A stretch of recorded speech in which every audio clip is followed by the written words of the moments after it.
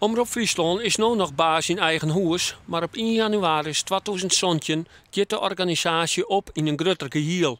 Wij zijn nu een zelfstandige omroep, daar ben je tretje van. En dat wordt feitelijk één organisatie. En er blijven wel 13 redacties onder zitten. Dus dat bloedt. Dus de programmering bezieken we zo vol mogelijk overeind te houden.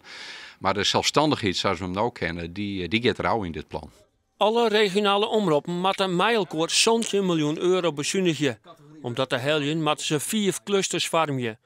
Omroep Friesland komt bij RTV Noord en RTV Drenthe. Door deze keerwerking verdwijnen er bij de omroep 15 banen. Het gaat met name over de techniek. Dat is vierwij de grootste afdeling. Daar vallen ik de meeste ontslagen binnen de plannen zoals ze er lezen. Het gaat over personeelszaken, het gaat over financiën, het gaat over sales, dus de reclameverkoop. En het gaat over de directies. De ontslagen zullen dus net op de redactie vallen. Die bloot zelfstandig zijn werk doen. Van de middag is het personeel van de omroep inlichten. Directeur Jan Koster spreekt van een zwarte dij.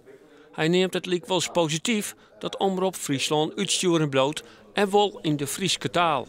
Wij zijn zelfs het meest grutsk op uw taal, maar het is heel dreig om dat in de rest van het land nu te lezen. We hebben toch bezocht en dat is slagen om het in het plan te krijgen. En we zijn ook met het ministerie natuurlijk in oorlees dat hij dat ook docht. Frieske taal bloot.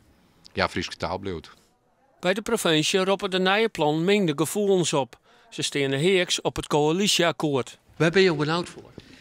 Dat dit het begin van het eind is. Dat er nou zijn wordt de regionale omroep, Omroep Friesland in dit geval, een heel goed geerwerkje met andere regionale omroepen. Maar dat tot 23 jaar dat de situatie leiden zal, waarin uw eigen Frieske stukje taal en cultuur net weer waarom te vinden is. Daarom zal de provincie lobbyen in Den Haag en bij staatssecretaris Sander Dekker.